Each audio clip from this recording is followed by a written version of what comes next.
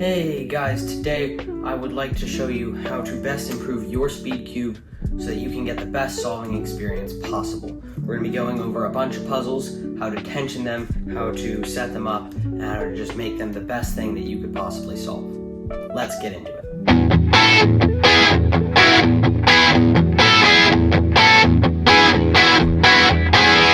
Alright, so to start off, we're going to be talking about tension systems of different cubes and how you can best change them and set them up to your liking. So we're gonna go over a bunch of different tension systems for all types of cubes, mainly the springs and different maglev and dual adjustment systems.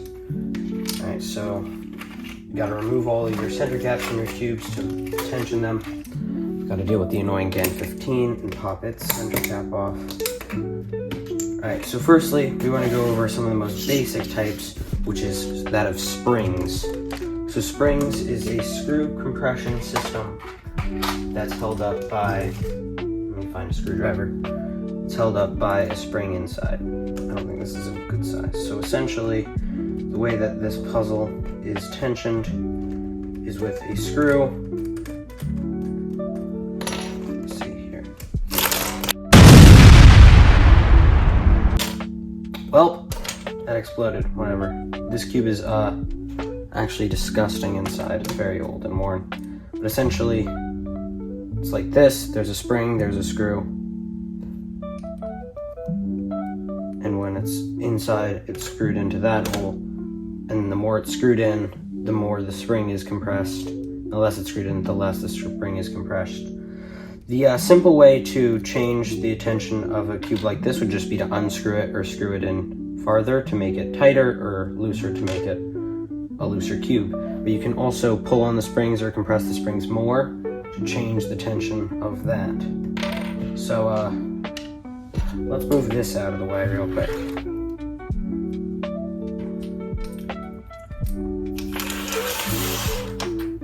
Next up, we're going to go over the GES system. This is from GAN. It's a nut in there that has different tensions that you can change it. It's typically 3 settings, but one of them isn't usable because if you set it to that one, it essentially doesn't have tension at all and it comes apart. So as you can see, there's a little spring in here that compresses it, and then you have different settings. 0.6 is looser and 0.8 is tighter. You only have 2 options for compression with that, so it's less customizable, but still works and has many of GAN's, cheaper smart cube SpeedCubes use these. But next up, we're going to talk about maglev. Maglev is way more complicated. So essentially, the way that this works, let me grab my tools, is there are 2 repelling magnets creating tension instead of like a spring in the spring cube. So you're gonna, for like GAN, there's a way to detach it that will cause this part to come out, and then it brought the other thing with it. These magnets are feisty, but essentially what you can do is you take the 2 magnets, and when they get pushed together, they create tension. The thing about maglev, though, is that there is no friction between the 2 forces, so it's much smoother than a springed cube where everything's, okay, wait, shouldn't use that, where all of the pieces are rubbing up against each other as the cube turns. So the spring and the pieces are all generating friction with each other with the spring, and with maglev, you get rid of that and create frictionless turning. So usually maglev systems have a dual adjustment. I don't remember what my setting was when I took this out. So typically you gotta keep your instruction manuals, guys. You'll have your tool that usually comes with it. Like for this, I've got the GAN fire hydrant, and then you adjust the setting based on the numbers. And then there's usually a second adjustment. See, that ring rotates around the numbers there, and then that cog rotates with the little ticker in there, if you can see. So that is just how maglev works. It's a newer design. I wouldn't necessarily say, like, in my opinion, it's not actually better than springs, but like it can be. It doesn't really matter that much to me when you're using it. So up here we have, this is a spring tension system.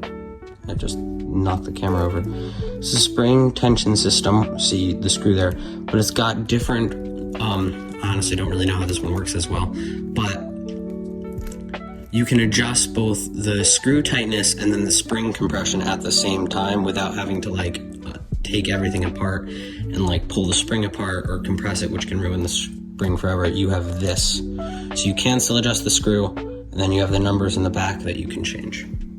Using your tool that came with your cube, of course.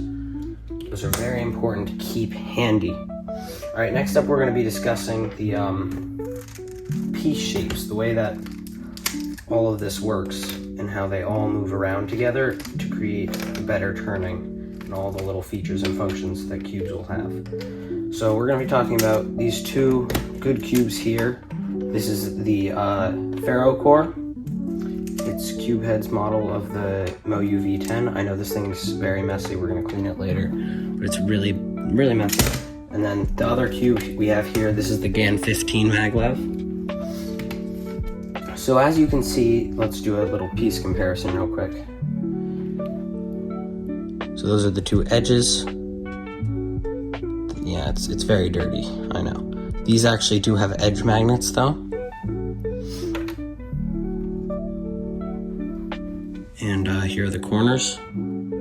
So we've got a longer magnet stem in here as opposed to a shorter one. We both have the holes down there though.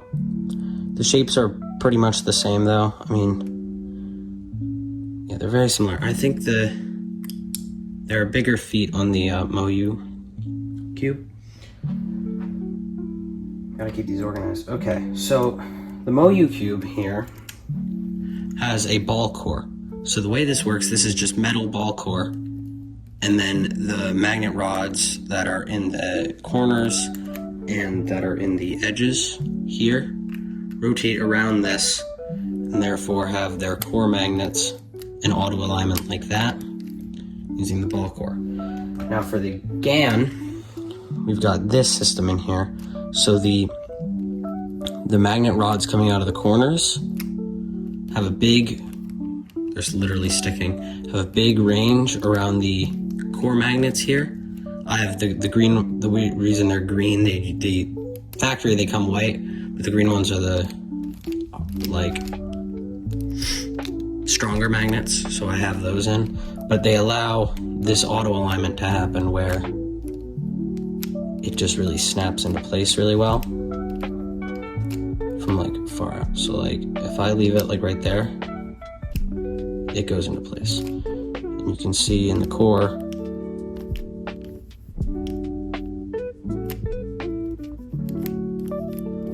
it snaps back into place, which is really cool and a good feature of the cube. I do like the auto alignment on the GAN 15. It's, I think, much stronger than the Ferrocore is. But let's put these back together for now. They're currently getting dirty. I'm bad. Okay. Alright, so next up we're going to be talking about some tensioning and how to take apart some other cubes that are a little more complicated than the 3x3 is. So, hold on, I gotta snap these pieces back. This is kind of... Alright. So right now we're going to talk about Pyraminx. I only really have a GAN Pyraminx, but the tension system should all work the same. You can typically just pop off this, the caps of each of the tips like that. And then of course this spins. This one, for example, is another GES nut. So it's just got 3 tensions, one of which is no tension at all, which is just loose where it falls apart.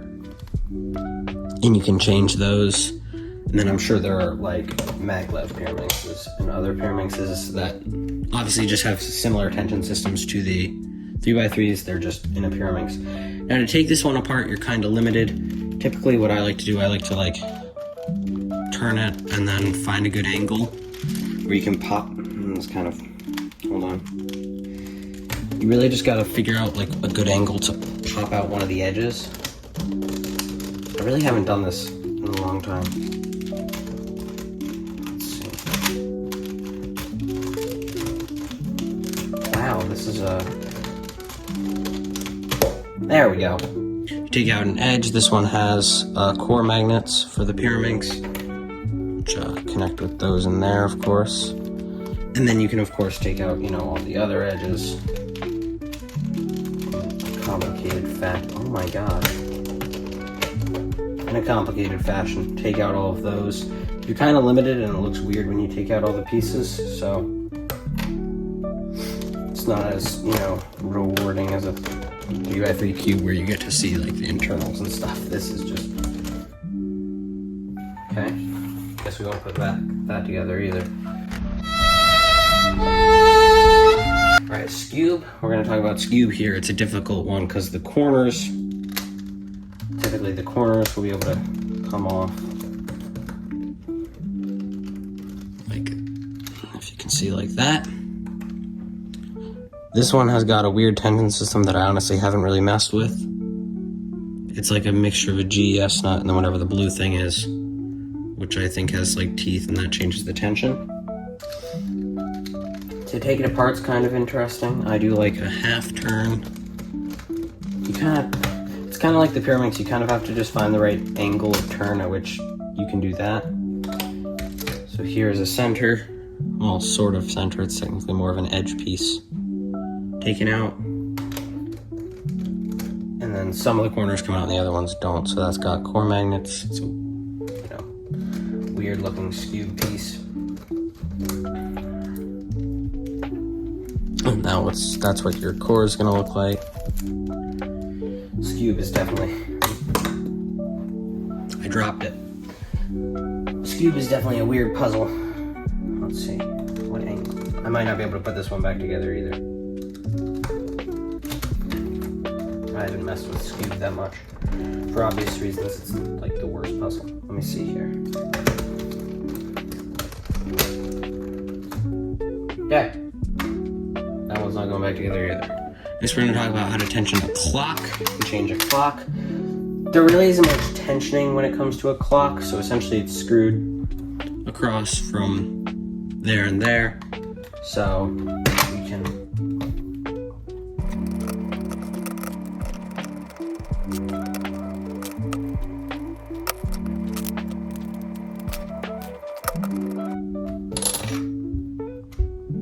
Alright, so once you've unscrewed that enough, I was able to get these two screws out.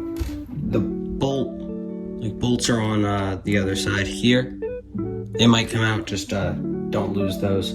I've unscrewed these two enough that it will come out. So essentially, once those are unscrewed enough, you're gonna wanna carefully slide the plates apart, the casing. So as you can see that, it's kind of dirty there too. Here's, then you can take that side off as well. Then you have this is the interior of the clock. This does not really get messed with that much. It works exactly the same, it just doesn't have the case and can fall apart. When you have this, if you can see how disgusting some of these rings are, you can try and clean it. Some of it's dust and some of it's also just like the plastic getting kind of torn up and used over time because of the turning rings. Like, I can't get that stuff off very easily. It's usually the interior, but you can still clean it off a little. Make a bit of a difference in how it looks. I don't think this side is quite as bad. I think it still has some dust. You can take a cloth or just use your hands to try and clean this up. You can also take apart this part of the clock. So you want to be very careful with this so you don't mess anything up. You want to kind of, wow, this one's connected. You got to kind of jimmy it apart very carefully like that. Kind of find a good opening point and run your finger through it to detach them all. It's very magnetic in here, so you kind of got to pull. These are all magnetically connected. Here's like that side. It came out with these because they're a lot of magnets. here's a pin.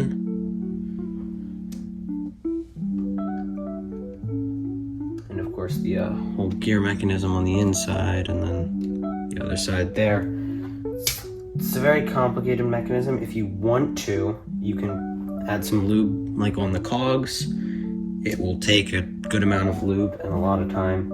You don't want to mess it up. I wouldn't advise lubing a clock because it's difficult to do properly and isn't really worth that much of the time and energy you have to put into it. I also wouldn't advise just taking this apart for fun. It's not the greatest to put back together. Like right now, I'm having some trouble. Okay, give me a second. Yeah, like the amount of magnets and the tension in this thing is ridiculous. Like, you're trying to move things around and it's just like everything's kind of sticking and pulling to each other. So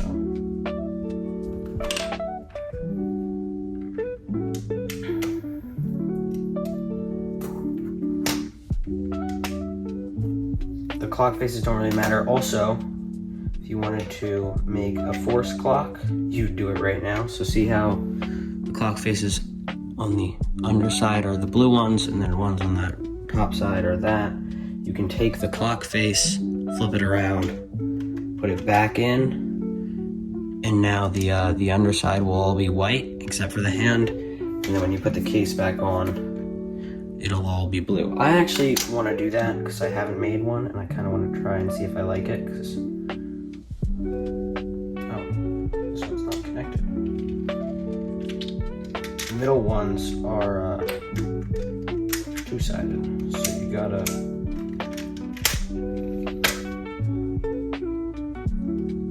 flip them both and make sure they're lined up and put them back in. You can tell with the little blue. So we're gonna make a force clock and see how good it looks.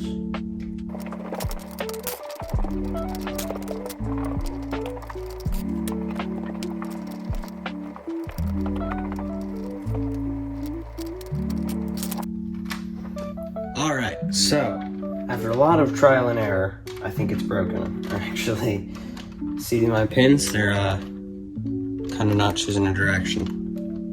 So that's something that happens. Was I not supposed to flip the pins around? Because okay, that's probably what's wrong. Now I have to go back and fix it. Yeah, that kind of failed. So I'll have to fix that again at some point, which will be fun. But for now, let's clean some cubes. So today we're going to be cleaning my ferrocore because, I mean, it's not very clean. I'm going to be cleaning this cube, which is, I don't even know. It's like a GAN 356M, which is this cube, except it doesn't have magnets, see? Which is a very odd thing. But, oh wait, no, we are going to be cleaning the 356M today because it's not the cleanest either. So let's start with that. So you can use a like cloth or like a cotton swab or paper towel even, anything that really would work. I like using my fingers though, just rubbing the dirt off. And this can get messy, especially if you're using something like a main cube or something that has more lube in it. This cube, however, right here that I am taking apart right now is pretty dry, so we should be fine.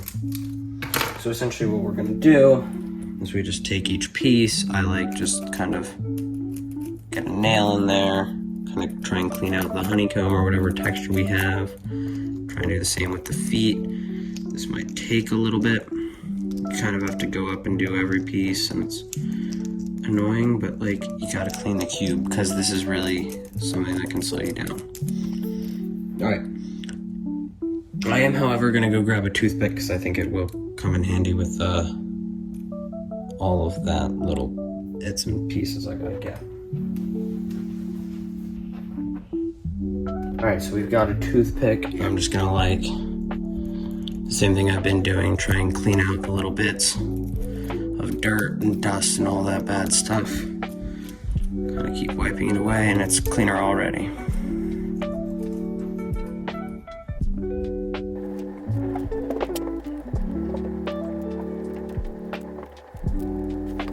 Alright, so now that we've done the corner, I'm going to show you guys the best ways to get an edge piece. It's pretty much all the same, of course. You just, this one's quite messy actually. You just pick out, this is terribly disgusting. It doesn't want to focus. Let me get the camera fixed maybe. But like, you just kind of want to clean out all of the little grooves and everything from all that dirt. And remember to keep wiping it away so it doesn't go back in where it isn't supposed to be. And of course, rinse and repeat. It's better to clean your cube more often so that things like this amount of dirt don't happen. So you don't actually need material. Okay, this is just terrible. It's like dropping on my timer and everything.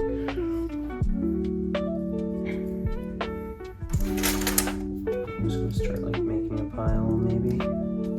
You also want to make sure that you clean the stems of the pieces, both the feet at the corners, the white parts. You want to make sure those get clean too. They're usually not as dirty though as the contact surfaces, but it all depends.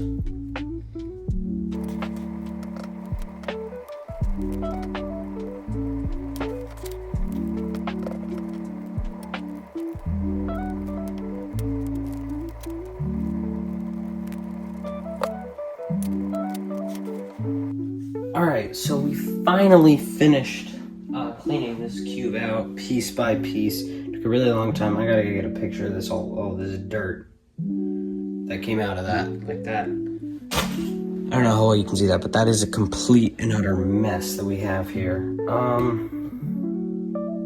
That's just gonna be on the desk all day until I clean that off, so we're gonna have to film around that.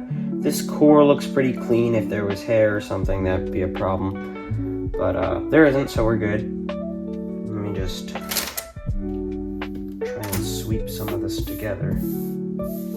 It's hard because it's like very small particles, dirt and dust and all that terrible stuff. I have to clean this all up. I have to clean this all up now. I was not expecting that to be so messy.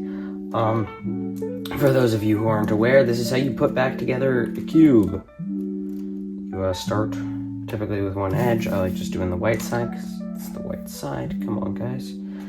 And you just like do the white edges.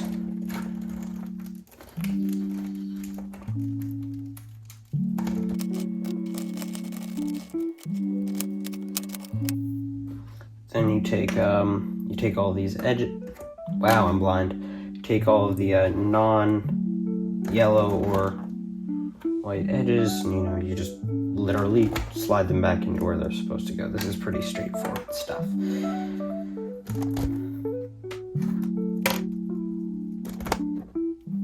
Then when you get to this last layer, it gets a bit more tricky. I like just going around in a circle, grabbing the edge in. The corners are a bit hard to do, but they all fit. You definitely want to make sure though that you finish off that your last piece that you have to put in, you want that to be an edge piece. It will make it a lot easier. I'm so blind. So this cube is still actually not the cleanest, which is kind of annoying, but we're gonna lube it, so hopefully it gets better. So now currently this is like the driest cube kind of on the planet, and it sort of was before. So we're gonna set this up and tell you guys how to do that. So firstly, you're gonna need lube. So what I actually ordered myself at first. I got myself D&M 37 and FZ Calm. These two. But I don't use the FZ because I don't really like slow lubes. I kind of just need my cubes to be fast. So when you're lubing a cube, you typically want to open up this, aim it right into that the white area down there. Just a drop is good to start. You can barely see that, I know, but and then you just want to like spam turns, get it flowing. It's better already, guys. Trust me. I think I can use another one because it's really dry. Typically, you only need one because D&M is some really good speed lube. There we go. Alright, so now this cube is really fast now. I mean, I wouldn't say really fast, but it's definitely smoother than it was before. I almost want to, considering putting in another drop due to the, like, I don't know, because it's just not very clean. So, I think I'm going to give it a drop more, and then I'll be good. You really should never need 3 drops. Okay. Alright, that's a lot better. You should never really need 3 drops, but in this case, you kind of do. Like, when you're trying to clean it, you don't want to over lube your normal cubes, but like, if they're completely dry, then it's worth a shot. So, I was gonna clean my main, but, I've kind of been doing this for a long time, so that'll be for a later video, or I'll just do it myself, I don't know. But, thank you guys for watching me suffer through failing to make a force clock. I think I wasn't supposed to flip the pins. That's why. I wanted the pins to be the same, but I don't think you're supposed to do that, and that's why the magnets are kind of out of whack. Also, it's not lined up, see that? Like, I don't know. I just, like, randomly guessed. So, I'll have to figure out how to put that together. But, yeah. Give me a second here. Oh. Thank you guys so much for watching. Make sure that you get your cubes all cleaned and working well. It's very important to me that you do that. Thank you guys for watching, and I'll catch you in the next one. See ya.